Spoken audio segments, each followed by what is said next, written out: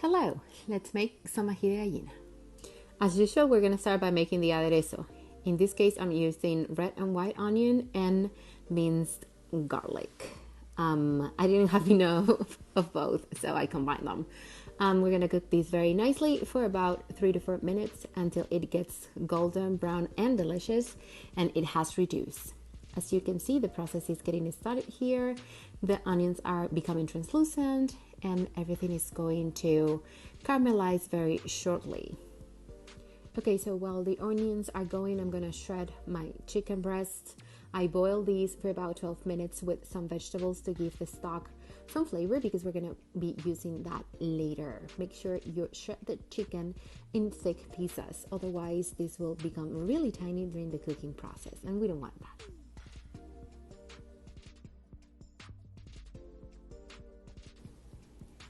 Well, now that the aderezo is looking caramelized, I'm going to add my seasonings. In this case, I'm using half teaspoon sibarita and half teaspoon turmeric.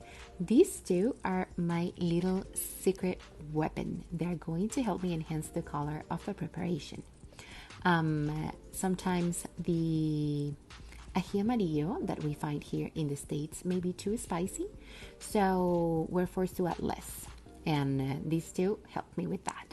So Doña Isabel is the brand that I like the most, and I use their ají amarillo paste and all of their products, to be honest with you. So I'm adding here 1.5 teaspoons of ají amarillo paste, and I'm going to let this cook for about 1 minute.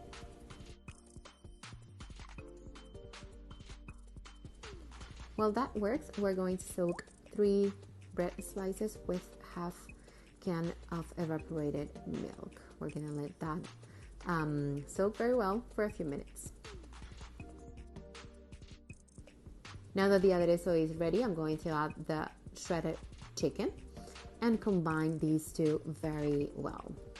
I am looking for the chicken to caramelize also a little bit, gonna give it a little bit of a crust. This is not a common step, but I love doing this because I believe it adds some more flavor to the preparation.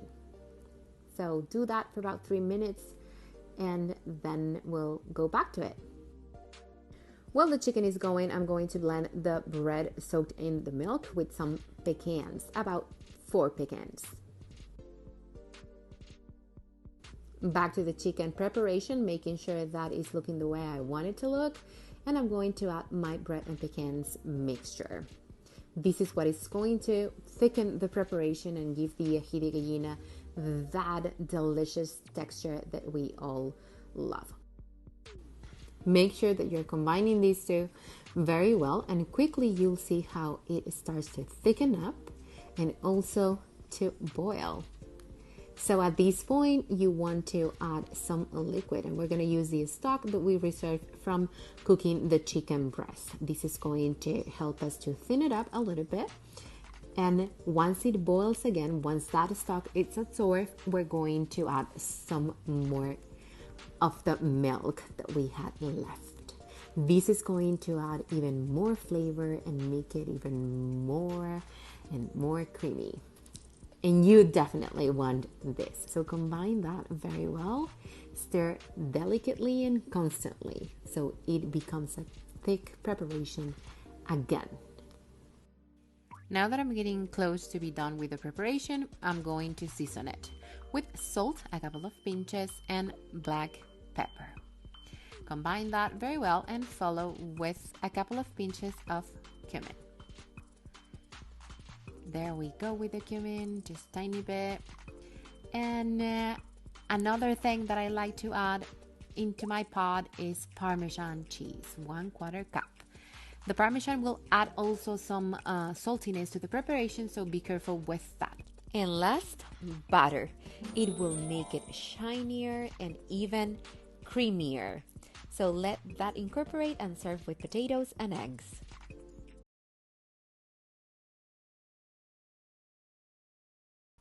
Muy bien, vamos a comenzar sazonando el pollo con sal, pimienta, un poquito de sibarita, asegúrate que sale, y comino en polvo. Todo esto lo vamos a mezclar bien para asegurarnos que todas las piezas tengan sazón. En la olla bien caliente vas a poner las piezas para sellarlas. Si tienes mucha cantidad, pues hazlo en 2 partes. Así todas las piezas agarran un bonito color, como aquí. En la misma olla, recuerda no la vayas a lavar, vamos a echar el aderezo. Cebolla roja, ajo, sal, pimienta y los mismos condimentos que utilicé para el pollo, que son sibarita y comino. Ahí lo voy a mover bien para que todo se incorpore.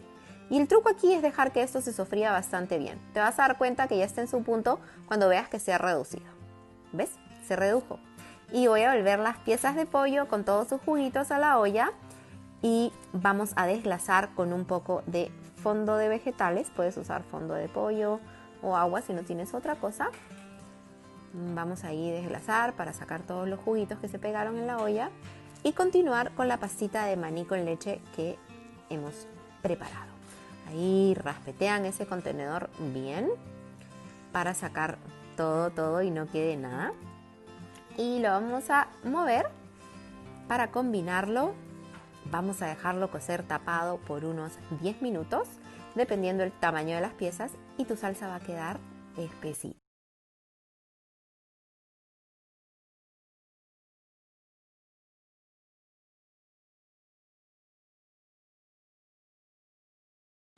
We're gonna start sweating the onions and garlic in a pot with butter and olive oil. Once the onions are very translucent, add the mushrooms. If you don't like mushrooms, then feel free to omit them. But we're gonna let this cook for at least 5 minutes until it is very well reduced, like you can see here. At this point, we're gonna deglaze with some white wine. In this case, I'm using about 2 tablespoons to deglaze and recover all of the flavors. Now I'm ready to add my rice. I'm using arborio rice, which is a very short grain rice, ideal for risotto. I'm going to add this and let the rice toast for a few minutes. I'm also adding a thyme sprig because I love the flavor that it gives to the preparation. Let that toast very well. You can see how the color of the rice is changing there, and we're gonna do this for about 3 more minutes. Now we're gonna move forward with adding the liquid. Your liquid can be chicken stock, vegetable stock, beef stock, even water if you don't have anything else. The ratio for making risotto is 3-to-1. In this case, if I'm using 1 cup of rice, I'm going to go ahead and add 3 cups of liquid. The trick is that once you see the liquid is being absorbed, you are going to proceed and add some more, like you can see here.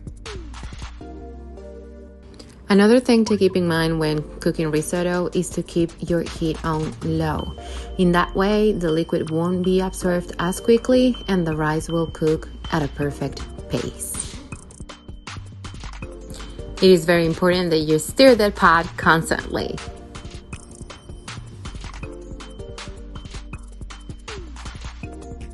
Add pepper and some other spices of your preference. The salt will go at the end.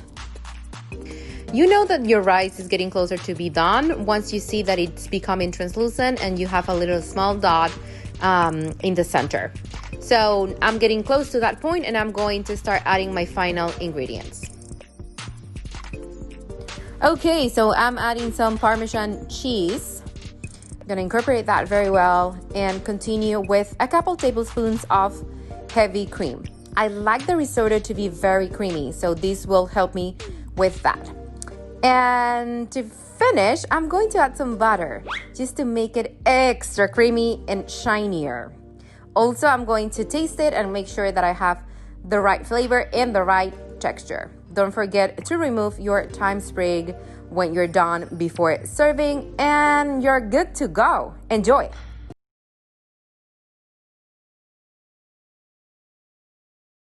Muy bien, vamos a comenzar sazonando las piezas de pollo con sal, pimienta, comino, sibarita y sellarlas en una olla. En esa misma olla, con un poquito más de aceite, vas a agregar las cebollas finamente picadas. Puedes usar cebollas blancas o rojas. Agrega también un poquito de ajo picado y un poco de pimiento rojo también cortado en cuadraditos. Este es nuestro aderezo, así que lo vamos a sofreír bastante bien. Una vez que ya tiene un poco de color, probablemente después de 5 minutos, vamos a desglasar con cerveza. Si no tienes cerveza, puedes usar agua o caldo. Una vez que el líquido sea reducido, voy a continuar agregando la pasta de culantro. En este caso yo he licuado juntos un atado de culantro con un poco de agua. Lo voy a mover bien ahí y dejar cocinar por más o menos 3 minutos. Una vez que el tiempo ha pasado, voy a retirar una taza aproximadamente de esta preparación que tengo aquí y la voy a guardar para el arroz. Cuando ya he retirado la taza, vuelvo las piezas de pollo, agregamos un poquito de líquido para que se forme ahí un juguito rico. Lo probamos, rectificamos sazón y vamos a dejar cocinar. No te olvides de que si quieres agregar alverjitas, ese es el momento. Ahí ya mi líquido se ha reducido, las piezas se han cocido bien y lo voy a dejar. La taza de la salsa que sacamos la voy a mezclar con el arroz y vas a preparar tu arroz normalmente, pero cualquier cantidad de la salsa que hayas sacado, en este caso yo saqué como una taza, va a contar como líquido. Mézclalo bien, sazónalo bien también, porque de eso va a depender el éxito de tu arroz. Tápalo y déjalo cocinar. Ahí le echo una crucecita que mi abuelita me enseñó a hacer. Un ratito antes de que el arroz esté completamente cocido, voy a agregar un poco de alverjitas y pimiento rojo cortado en rajitas. Ahora sí, ya está listo mi arroz. Lo voy a peinar, escarbar bien para que todo ese saborcito se esparza bien por todo el arroz. Y tengo la esperanza de encontrar algo que me encanta y que se llama concolón y que miren ahí está. Eso es una delicia. Me lo voy a comer ahorita porque no voy a esperar. Así que bueno, nada, ahora solamente nos queda servir el arroz con el pollito encima y acompañar con salsa criolla si gustas o con crema huancaína. ¡A disfrutar!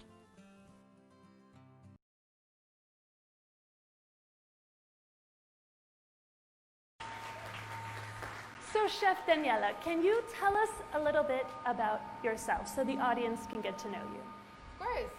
Good afternoon, everyone. Thank you so much for coming to see us today. We have so much to talk about. My name is Daniela Hurtado. I'm originally from Peru, born and raised. I moved to the States 10 years ago, and I established, hey, Peru! Woohoo! And I established in New York City, but we'll talk about that later. I went to culinary school also in Peru.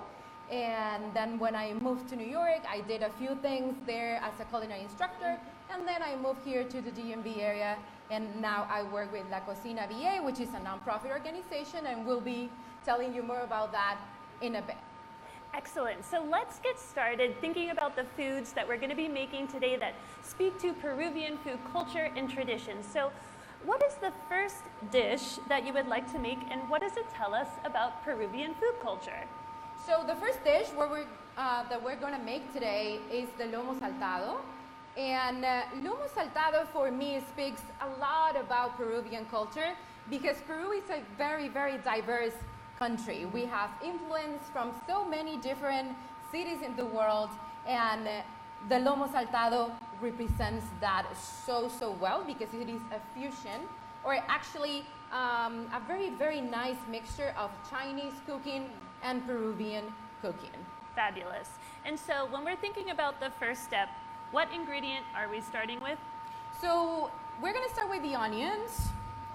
Great. And can you give us some tips and tricks on how to actually properly prepare this onion for the dish? So for this dish, we need the onion to be cut into a thick julienne. That means that we're going to make cuts along the grain, the natural lines of the onion. And we want it thick because this dish is a stir fry. So for a stir fry, you usually have thicker pieces of vegetables and meat, so it can be al dente. So that's that. And for the onions, I usually soak them for a little while in very cold water so they don't make me cry. But is that the secret? Okay. That's my secret. It works perfectly for me. It may not work for everybody. Some people wear goggles or they chew a piece of pork. Okay. So you don't cry, but water, very cold, works perfectly for me. So what I'm gonna do now is start cutting my thick julienne. I usually do it a little bit thicker, but since we want to introduce this delicious dish to the audience, I'm going a little bit thinner than usual. So as you can see, it's not thin, but it isn't also very, very thick. Okay. So that's easy. Yes. We can all do this. We're starting off easy so you feel comfortable, and then we're going to get a little more complicated as the demo goes on. But it's all fun. So I have a question here, a follow-up question. Why a red onion versus yellow or other kinds? What is the characteristic of red onion that works well with this dish? So red onions are usually sweeter. They have a milder flavor, and they are ideal for eating raw, or in this case, al dente. So meaning that the flavor won't be too intense, too overpowering, and you'll get just that oniony kick that you want for your lomo saltado. Okay, perfect. So we've sliced up the onion, so now we're moving on to the tomatoes. Yes. So the same thing for the tomatoes. I'm going to cut them in very, very thick pieces. And it's again because of the stir fry. But you want very not very mature or ripe on okay, tomatoes. You want you want them to be firm. Firm, got it. Yes, because otherwise you'll get them too mushy during the preparation. Got it. So you want them to have some substance when you're actually stir frying yes, them. So stay away from those delicious ripe tomatoes we all love to bite into like apples. Firmer is lomo. better in this case. Excellent. Okay, great. And so we have those set up. Now we're going to be talking a little bit about another ingredient, the potato element to this dish, correct? Yes, my potatoes are here. And we wouldn't be talking about Peruvian cuisine without talking about potatoes. Of course, yes, we have over 3,000 kinds of potatoes in Peru, and lomo saltado makes this beautiful combination of the stir fry and the French fries right next to them. We actually eat it with rice as well in Peru, so it's a full hearty meal. But in this case, we're just going to go with the potatoes. These potatoes have been fried twice. Please do this at home if you have the chance. Just lightly blanch them in the oil. Don't go too high. And once they start turning a little bit golden brown, remove them, let them cool down, and then come back to them again at a higher temperature so you get crunchier potatoes. So crunchy is great in this case. Okay, awesome. And so we've now talked about onions, the tomatoes. We've hit a key ingredient of the potato as part of this dish. So we're thinking about Peru, and I want to give the audience a sense of your childhood growing up in Peru. Can you share some memories of your early life and maybe some food memories as well?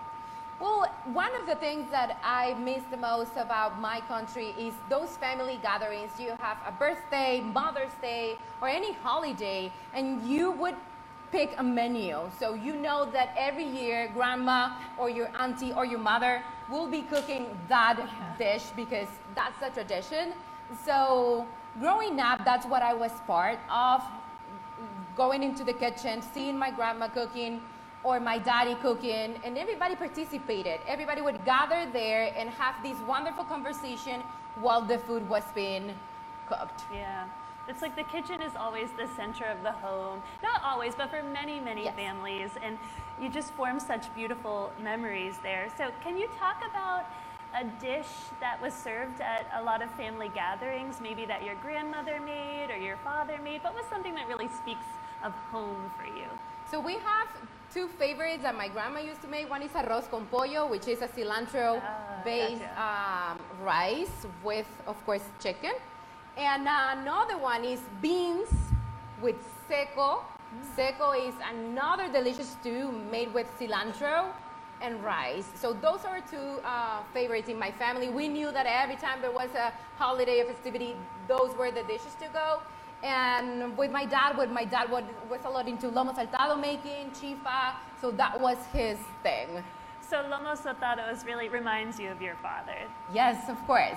My dad was obsessed with lomo saltado making, and he would try different techniques, different things every time until he mastered it. And that's what I'm showing you today. So speaking of this dish and what we're demonstrating for you today, what is the next step in actually getting these vegetables ready for the pan? Typically someone would use a wok, or you could use a saute pan, right? So can we talk a little bit about Yes. that influence coming from the East Asian community in Peru as well, with the use of the wok. Yes, of course. So if you have the opportunity to use a wok, this is the wok. It has that perfect round shape that will allow you to have the fire around the meat, around the veggies, and to have that smoky flavor that you're looking for. That is I would say a typical flavor of Asian stir fries. So you can do that, but you can also get something going on with a regular pan. What we're missing though is our lomo. That one important ingredient, The right? only thing missing. So let me grab it. We're talking about the meat portion of this dish, right? Just to add that beautiful, robust flavor. Although we had a cooking demo yesterday all about vegetarian cuisine, so we know that vegetarian cooking can also be fabulously flavorful. But tell us a little bit about the meat here and how you seasoned it and prepared it before going into our saute pan here. So I like to marinate the meat. This is something that I've learned from a Chinese friend. Sometimes you don't see this done at home or at some restaurants even. I prefer to marinate my meat for 30 to 60 minutes so it tenderizes a little bit. The flavor of the garlic and the soy sauce come beautifully together in here. I also have some salt, so the meat is going to be even more tender. And now, before we start, one key step is having your saute pan or your wok really, really hot before you put anything in it. So let me figure out how it, no, I'm kidding. I think I know. There we go. Like a pro, like yeah. a pro. Any kitchen we put you in, your culinary skills shine. So there you go. So when we're thinking about heating the pan, how long does that actually take? Because when I'm at home, I'm like, okay, gotta heat my pan, gotta make sure it's hot. But like, how much time does that actually take on a gas stove like this? So I would say about 30, 40 minutes. You're gonna see that the smoke is coming nicely out, not like 30, nothing 40 exaggerated. seconds, yeah, right. yeah. And then at that point, you know that your pan is hot enough to hold the oil. Got it. And then you have to let the oil get really nice and hot as well. So you're saying don't be afraid of the heat. Got No, it. please don't. I think that's a mistake that maybe kind of home chefs who are home cooks who are really just first getting into cooking, they kind of add the oil to a cold pan, set it on the stove, and then heat it up. But the key is to really get the metal hot first, then the oil hot, and then you can put in your veggies. Yes, or that meat. is what you're looking for, Yeah. because that will generate that nice crust on your meat or on your vegetables and seal all those flavors in, seal the moisture in, and then you can start sauteing, and you're gonna have something I can't really, wait. really delicious. So as you can see, it's smoking slightly right now, Yeah. and I think it is a good time for us to go ahead and add our meat. You may see some fire, you may not. I'm gonna try to put a show here for you guys. So I hope we get some fire going. Don't get afraid, it's safe. Okay. I trust you. I trust you. I trust you too because you told me that it was safe. So You know, let's see. We're gonna have fun. It'll be good. So before I start, another thing that you're going to see is that I won't touch the meat. I'm gonna leave it there, searing nicely, and then I'll start sauteing, all right? So we're gonna put the meat in. We had one there that wanted to go first than any other piece. So, Ooh, look at that oil jumping. It's already starting to smell amazing. Just wait a few minutes and this beautiful aromatic kind of, I don't know, that golden roasting smell is gonna waft out into the audience. So you'll be smelling it soon enough, I promise. so as I was telling you guys, don't touch it, let it sit there for a few minutes, and then you want also to have one single layer, so nothing too overcrowded.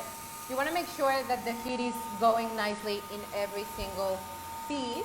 So now I think we're at a point where we can start sauteing.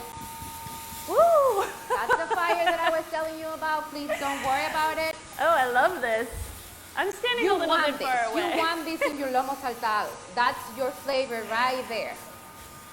So make your meat jump a little bit and then set it back again so it gets really, really hot once again. Okay, you made that look incredibly easy. I think I'd be slightly terrified to try that at home, but I'd be willing to try. Ashley, you control that fire. The fire will never control you. It's on you. Okay, I'll have to take that. I'm gonna put that in my memory. Yes, believe in yourself. So one more. The first nice fire will always be the one. Okay. The following ones may not be as potent. Gotcha. So once you have your meat cooked through, or you can also leave it a little rare. It's all up to you how you like your meat. In my case, I prefer my chunks of meat nice and thick because I think it adds so much more visually to the presentation. But if you like smaller pieces and your meat fully cooked, you can also go for that. Saw that? Nice. I feel like we need a round of applause for this beautiful step that we're We seeing love one here. piece, but we'll eat it anyway. Nothing is wasted here. All right. Okay. So at this point, what I'm going to do is deglaze my pan a little bit with some beef stock. If you don't have beef stock, you can add chicken, vegetable, even some water. And we're going to deglaze. Deglaze means that we're going to recover all those delicious flavors that we have stuck in a pan because we stir fry the meat in here. So once we are in this step, what I'm going to do, and what would recommend you to do, is that you do these in batches. Don't throw all of your ingredients here because you're looking for something that is just done, just al dente. And if you don't do it, you may have a little bit of a wilted collection of vegetables in your pan, and you don't want that. So I have a bowl where I'm going to put my meat. I'm going to reserve it for a minute. Okay. All those beautiful juices. That. Oh, Yes. it smells so good. I think you can tell I forgot to eat lunch before the demo, so excuse my kind of, as I describe this to you, it's really just coming from my stomach and my heart because I love cooking and experiencing this so much. So now we're putting a little bit more oil in the pan. Yes. It's still hot, and we're moving on to the vegetables next. Yes. So in your same pan, so you still have all those flavors, you're going to let these warm up really, really hot once again, so you get that smokiness going once more. So you asked me about the Chinese arrival to Peru. Yes. Chinese people, the first big wave of Chinese people arrived in 1849 to Peru. And they were all laborers, male laborers that came into our country and mixed beautifully with the local women. So of course they brought their own ingredients, their own tools, and they established really nicely. Then we had a second and a third wave coming to Peru in the 90s, but they were more educated. They came with all of their families together, and that's why we have so many different flavors and accents in our culture. So our oil is already smoking. It's smoking again, so it's ready to go. Gotcha. So I'm going to start by adding my onions. Okay. Onion steak. I'm going to risk it here. Yeah. Do you need one of these? There we go. She's got chef's hands, so you have the ability to pick up really hot things. And I'm also a little bit nervous, so if you see things falling, it's because of that. So we're going to saute our onions just for 1 minute. We don't want to overcook them, as I was saying. Okay. We still want our heat to be very, very high. And I'm going to add a little bit of soy sauce here because they don't have any seasoning yet. And so you're going to let those onions go. And I remember prior to the demo today, this afternoon, we were talking with our kitchen manager, Kathy Fung, and you were talking about there's also a Japanese community, a migrant community in Peru as well, and there are dishes that reflect the influence from that community as well. Can you tell us a little bit about the conversation you were having with Kathy earlier today?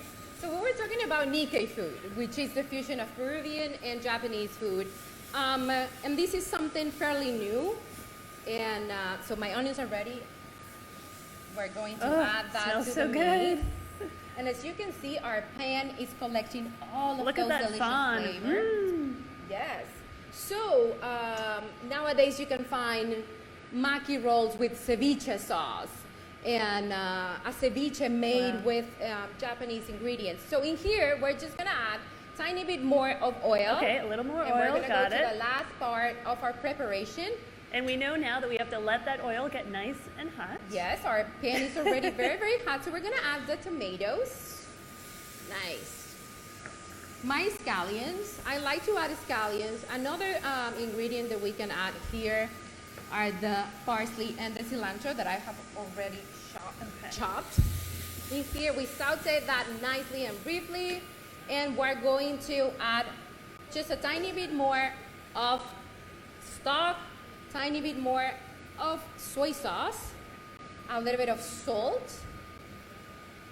Now, do you have a pepper. preference for kosher salt versus other kinds of salt? What's your preferred go-to salt in the kitchen? I like kosher, but you know, as a cook, you just adapt to what you have, and if you give me pink salt, I'll make it work. Okay. So at this point, I'm just trying to recover some of the flavors that are right there, or those drippings that are in the bottom of the pan, and I'm going to put these guys back. Everything back of the pan. Yes, I'm going to set this off. And we're gonna finish with a combination of parsley and cilantro. We have the two of them together here. So can you tell us a little bit about these fresh herbs and how they might represent the influence coming from Peru in this dish that's highly influenced by the Chinese migrant community that came to Peru in the mid-1800s? So yeah, the beautiful part of this preparation is that we have cilantro and parsley incorporated in a very, very traditional Chinese stir fry. So we use cilantro and parsley a lot, especially in the coast, but you can see the use of herbs all throughout the country. We have the black mint, we have the Indian mint, we also have muña and paiko and several different herbs. Our food is very aromatic, definitely, so we have the privilege to have all these ingredients available to us. Sounds Let's so clean up good. just a little bit so we can plate. Yes, okay, I can help clean.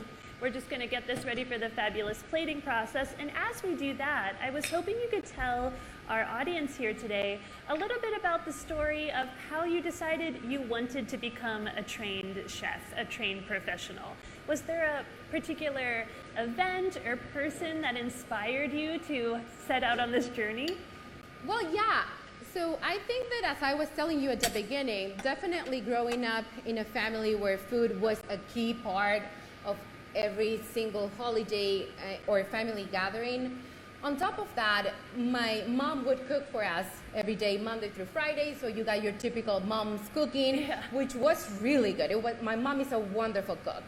But the fun part came when during the weekends, my dad would take over. So my mom had her day for resting. Okay. My dad would take over and he would set the mood from first thing in the morning. He would play salsa and we would be able to listen. So there was no way that we were going to sleep in on a Saturday. So he would set the mood, go to the market, leave the house with the music on, come back, and just have fun. Yeah. So that is what made me kind of pay more attention to the cooking process, and I was engaging more, asking, why do you cut this like this? And why do you cut this like that?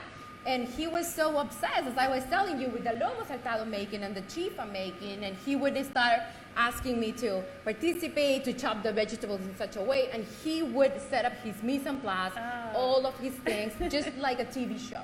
So I think that was my initial discovery or engagement with cooking directly. I love that. I love when parents have a strong influence on their children, these family stories. So do you need a plate to set that up? Okay, you can get that back here. I just want to turn the heat a little bit down for the chicha morada that we're making. Okay. So we have the plate. We got the plate. We have our double fried fries. And so what's the kind of, you said sometimes you serve this with rice, but today we have potatoes. So do they go on first? I like to put my potatoes first because I like to make a sort of a bed. Okay. So when the potato is combined with all of the juices of the lomo saltado, you have something that is bombastic. Okay. So it looks so good. I'm going to make a little bed here. A little bed for the lomo. The lomo, I love that. we're not putting it to rest, really. We're just making it comfortable. Yes. So I like to use my hands a lot when I'm cooking. So please allow me to do so. Yes, of course. This is your kitchen for the next, half hour or so. So. Oh, look at all those juices. I know, time flies when we're goodness. having fun. I mean, seriously. So then we're gonna set our meat and our vegetables that on looks top so of that. good. My mouth is watering right now. So who here in the audience has had lomo saltado before? And yeah, you all know what we're experiencing up here on stage. All of my Peruvian group right here, right? It is so delicious. Look at the nice juice that we've gotten It's so beautiful. during this cooking process. And I'm looking forward for you to try this at I some really want to point. try it. Let I me wouldn't comment mind. a couple things. I have a spoon right here. I'm a little bit obsessed with I can, presenting a I'm clean seeing plate. this. You know? Your professional chef is shining right now in this moment. Yes, and what I love about home cooking is that you don't have to go super fancy or anything like that. Just have to make it look pretty. And for these, I'm going to just add a tiny piece of parsley. Fabulous. It's washed already. So I like little details. I don't like putting a bunch of herbs on top of anything. I think the less the better. So there you go. Round of applause for our first dish. Woo-hoo, it looks so good. But like I said, we have about 30 minutes left in our cooking demonstration. So I want to bring our conversation to the next dish that Daniela is going to share with you today, which really ties even more so into Andean food cultures. And we're going to talk a little bit about, in more detail, the importance of potatoes to Andean culture, the importance of peppers to Peruvian culture, and the very diverse cuisines of Latin America. So why don't you tell us what the next dish is that we're going to make? So yeah, our next dish is papas a la huancaína. And we are going to be making a little bit of noise, but I think you are going to like this recipe, Ashley, a lot. I know you've been in Peru. So I have. Lucky you me. may have had this dish before. Believe it or not, I didn't. I did not have this dish when I was in Peru. I had a lot of ceviche, and I did, on a touristy thing, try guinea pig. I don't know, they served it to us, but this is a dish that I did not have. So I'm very excited to learn more about it today. Okay, so let me get my heat going. Because what I like to do for my papas a la huancaína is to saute my ingredients first, but potatoes play a very important role in the whole country. As I was telling you guys, we have over 3,000 varieties of potatoes. So in the Andes, potatoes were a key. It was pretty much incorporated in most of the dishes and soups. And they developed different techniques. Yep. As we were talking about the chuño potatoes. And they freeze-dry potatoes or sun-dry potatoes. And we still preserve those techniques, and we still enjoy dishes made out of these preservation methods. So I have my pan going. Okay. And in my case, as I was telling you guys, I like to saute all of my ingredients. In this case, I'm going to do it using ají amarillo paste, just because I like it. Okay. And can you tell us a little bit more about that paste for those of us who may not have heard about it before? So this paste, which is the ají amarillo, once again, yellow pepper, comes from the natural form, of course, of the pepper. I personally like it because it's not as spicy. Okay. So sometimes when you get it canned and when you get it frozen, the spiciness has intensified during the processing of this ají, but I find the paste milder. Okay. So I love it because we use ají amarillo paste for several dishes as part of the sofrito or the aderezo, and it's just a beautiful color to add, a kind of sweet but slightly spicy dish. So I love it. It sounds fantastic. Okay, so that's a key element. But so right now we're making a sauce, right? So this is the salsa part of our salsa con salsa demonstration today. And so you're starting off with onions and garlic. Okay. Yes, so I'm going to saute this. We're going to let them get golden brown and delicious. GBD. And I'm going to also add my ají amarillo paste. Okay, great. So we're gonna add a nice amount. It is such a beautiful color, like a marigold Very color. intense. Wow. So we're going to combine that. So as we combine, I was actually hoping while we're waiting for these onions to kind of wilt a little bit and get all golden and delicious, can you tell us what eventually brought you to the U.S. and like where did you go and what was that like for you? So as a child, my family would travel for vacation here, and I kind of always knew that I liked this country and that I wanted to live here at some point in my life. But I came here 10 years ago. I established back then in New York City. And it was so amazing. I was in the middle of New York City walking around, seeing all the tourists, and it was impressive, all the big buildings. I had been in New York before, and I had been a tourist, but now they were part of my community. And so it was a little bit different, but it always impressed me. I would stand right out, coming out of the subway and stand and just appreciate what's around me.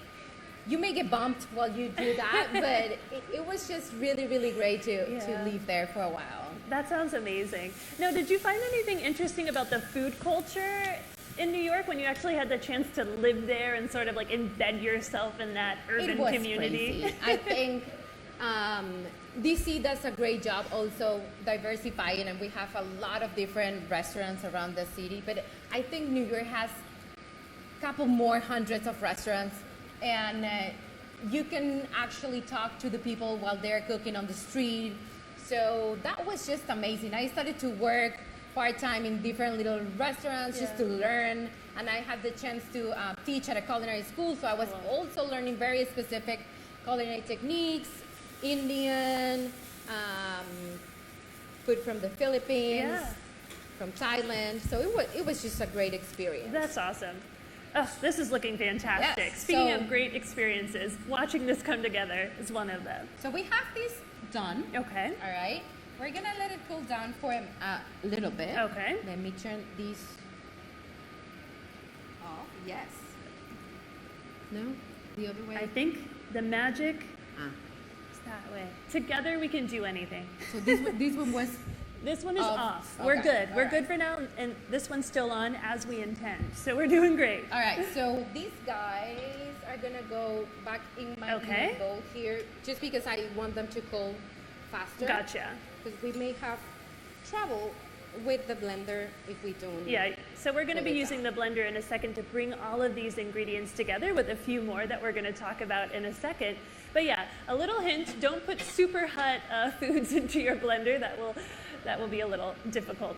Yes. So let me review the rest of the ingredients that we have. So we have evaporated milk, Peruvian style cheese, which is pretty much farmers fresh cheese, some crackers. Crackers, great. And love then it. the olives and the egg are going to be just for the presentation. We have some delicious potatoes here. And those are boiled and sliced. Yes. Okay. Boiled, Peeled, boiled, sliced. Okay. Yes. It's all about the sauce, really, in this dish. Actually, it is. So, how about we talk about the chicha for a second? I think that sounds great. And then we let this go done for Fabulous. So we're going to head on to our third dish briefly, and we'll go back to our papas in a second. But tell us, for those in the audience who don't know, what is chicha? And what are we going to use this chicha to make as our third dish, really, a beverage? So chicha is a traditional drink from the Andes. It was drunk during celebrations. They would go to the Godson temple and drink this for big festivities. Chicha can be made out of alcoholic fermentation, or it can be by boiling the purple corn. And speaking of purple corn, we're actually going to be passing around some examples of purple corn. We have it on display up here, but we want to give you a chance to look at it up close and personal as we talk about the importance of corn in Peruvian culture. So, back to celebrations and this beverage. So, the idea of the mazamorra came out of the drink. Okay. So this is a very traditional drink, non-alcoholic. It's just done by boiling the corn. Okay. And so you boil the corn. We add some fruit. It can be apples, pineapple, orange zest, some cloves, cinnamon sticks. Sounds so you amazing. boil that for a couple of hours, and then you strain it, and you get this delicious juice, and you season it with sugar and lime juice. That sounds amazing. So where are we? What is this? What we have in here is the chicha has already been made and prepared, and we are giving it a second boil. It was already strained, so we have some apples and pineapples and also some sugar. So it's been simmering for quite a bit, and what we need to do now is just thicken the chicha so it becomes a mazamorra. Okay. So as you can see, it's boiling, and here we have our chuño. So I'd love to talk about chuño. So right now this is a beautiful, like very white powder, but what is it made out of? How is it made? And we know it's a thickener, but it's made out of potatoes, right? It's made out of potatoes, yes. So people in the Andes would go to the highest mountain and in the coldest month of the year and lay down the potatoes and let them freeze and dry. Freeze and dry. And so at some point they discovered that they could get the flour out of these potatoes. It's amazing. So we were talking earlier, Kathy Fung, our kitchen manager, found this really great research about the origins of freeze drying, and many people living in the US often associate that with NASA and how we provided food for astronauts up in space by freeze drying and using that technology. So you might place that technology into the 1960s, but in fact, as you were saying, indigenous communities in the Andes were using freeze drying technology even before the Inca Empire was established. This is generations and generations old, where they would use the natural temperatures cool in the mountains to freeze the potatoes and then stomp on the potatoes with their feet to push out the moisture, just thus drying them, and you have that freeze dried potato that would prevent moisture from being in the potato, and it would thus preserve it longer. No bacteria could grow, and then you said they discovered that you could kind of pound it and create this beautiful flour that could be used as a thickener. Yes, of course. So I added my combination of a little bit of chuño and water. Okay. You can even use the chicha to kind of dissolve. Okay. It's become so thick. I love that. It's very lustrous and thick. And that's the good part also about the chuño. It makes it really shiny, really smooth. So it has thickened. That's amazing. It's like glossy. It's so, and it smells amazing. You said there's clove in there, and it's just fabulous. Now we just have to wait for it to slightly come back to a boil, so the flour or the chuño flour is cooked, and then we'll be good to go. We turn it up. We add just a few drops of lime juice, and there you go. Then you can enjoy it. And I also wanted to mention that we are going to also be passing around some of those freeze-dried potatoes. These ones are very white. They've been peeled before they were frozen and dried. There's also a version where the skins are left on, and those are kind of I guess like the black version of chuño. I don't know what the technical name is, but you'll see that if you crushed these potatoes, they would create this beautiful, fine, almost baking powder or baking soda-like texture. Okay, so we have this beautiful dish, our lomo saltado done. We almost have our mazamorra finished. We just have to add the lime, but now we're going back to our papas, and we're going back to the sauce, the salsa that we're making. So you sauteed onions and garlic.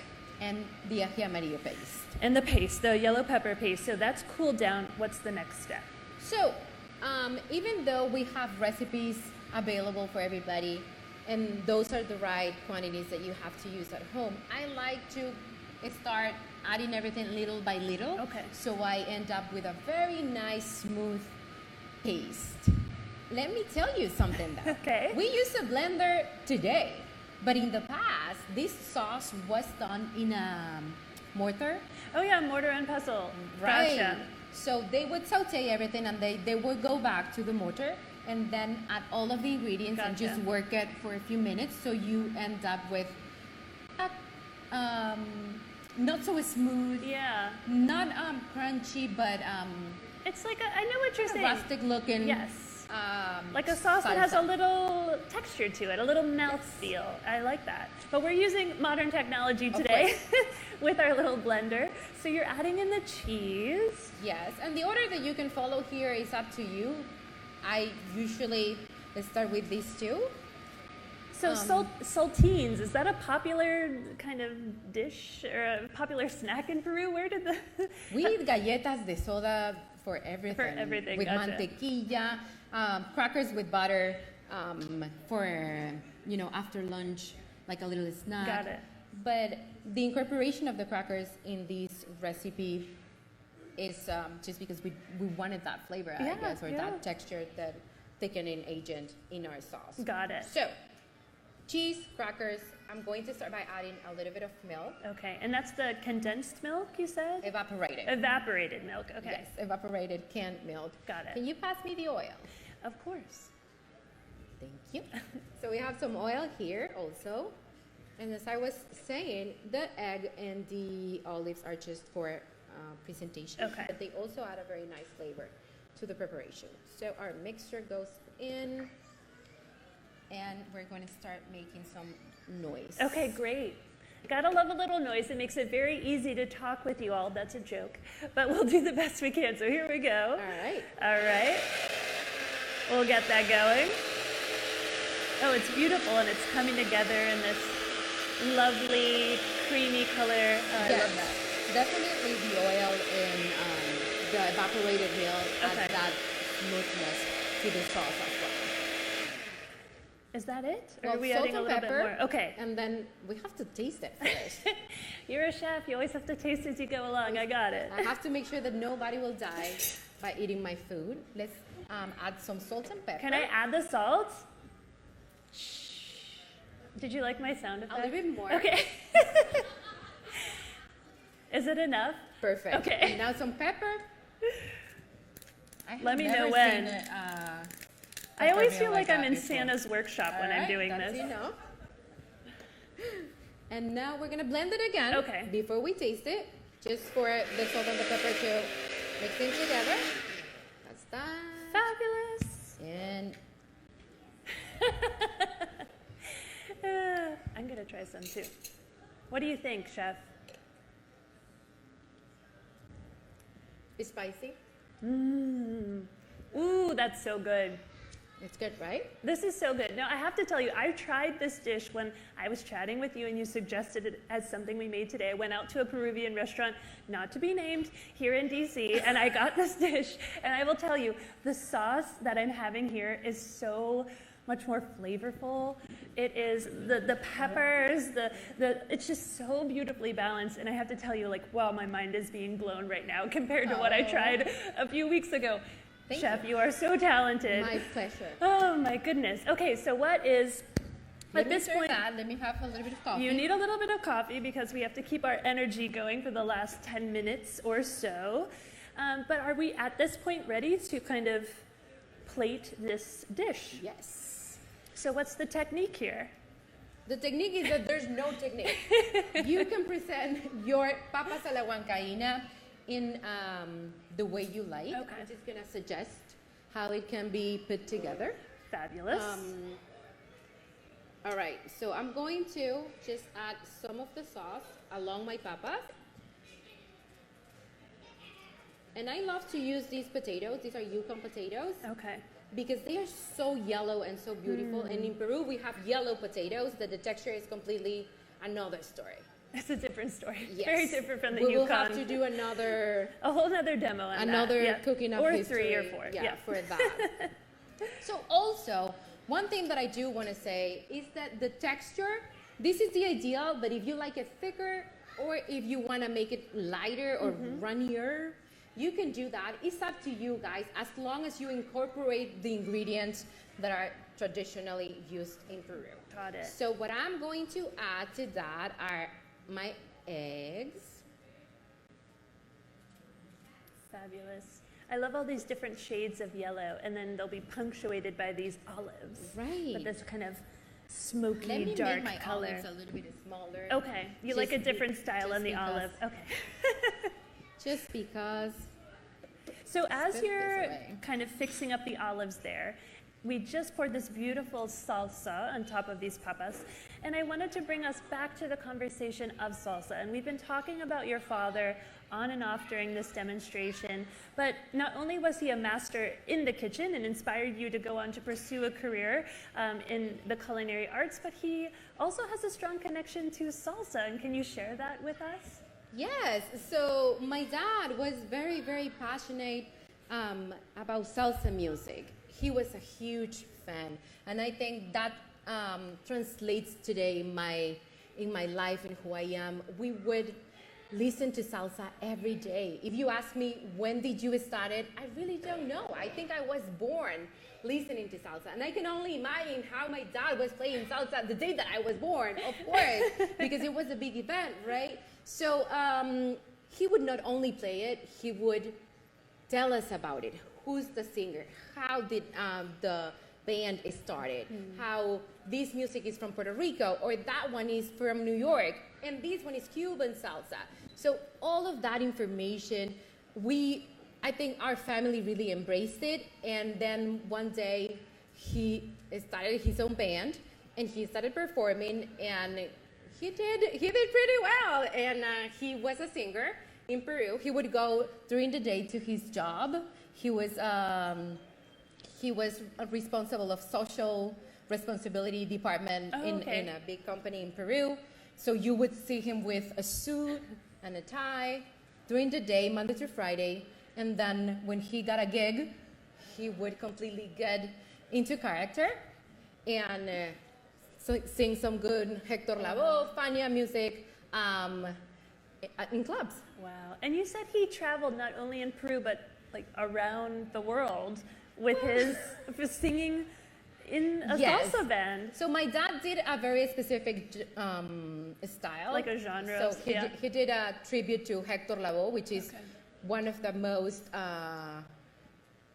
wonderful representative of salsa music, and of course my favorite. So he had the chance to travel doing this tribute. He did a tour here in the States, and then he went to Spain. So he went to quite a few places. And we were all part of that. That was wonderful, having that in the house.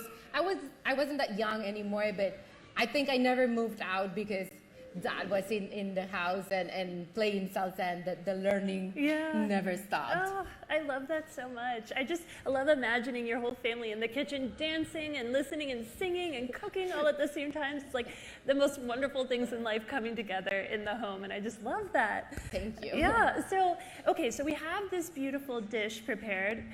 Again, fabulous. Yes. And as we go to kind of bringing our last dish together, this drink, and you can do what you need to do for presentation, but I wanted to give you a chance to speak about your work with La Cocina VA and how you kind of transitioned from working in professional kitchens in New York to really turning towards social activism and reducing barriers for community members in Virginia. So can you tell us a little bit about your organization and what you're trying to do? Yes, so La Cocina VA is a nonprofit organization that uses the power of food to generate socioeconomic development in low-income communities. So we do this through culinary training and small business development. We provide training at no cost for immigrants, youth, asylees, refugees, women that want to go a step farther and be independent. So we support the training, and then we help them find employment in the industry. So we have partnerships with hotels, restaurants, supermarkets, catering companies around the area, so we can find them sustainable employment, because we want them to stay there, to get benefits, to get everything that is needed for you to succeed in the culinary industry. Wow, and your organization has been so impactful in the local community, and you're actually growing. You have a new space. Has it opened yet, or where is it going to open, and what are the new facilities that are part of La Cocina VA now? So La Cocina will expand next year. The building has been constructed, because we visited it as part of our, getting to know Daniela and her organization. Yep. So we will open around March, and the beauty of this is that we're going to go from being able to train 10 people, we're going to triplicate that, and we're going to be able to train 30 people. So we're not only going to have the culinary program, we're going to have a community cafe that will welcome local chefs and showcase products that we are going to, or our graduates will be making in our kitchen incubator space. That's awesome. So all of the training is at no cost for the participants of the training. That is why the organization is so important, because you don't have access to formal training, to certifications. You have to pay. Yeah. And also, one thing about La Cocina VA is that we do the training also in Spanish. So it's available in English for everybody in the community that speaks the language. But if you don't, and you happen to speak Espanol, all of your classes can be in Espanol. We want everyone to feel included, and we want for you to be able that even though you don't speak the language yet, you can still get trained and get certifications. That's amazing. Oh, and there's so, I mean, yeah, seriously, we need to applaud for that.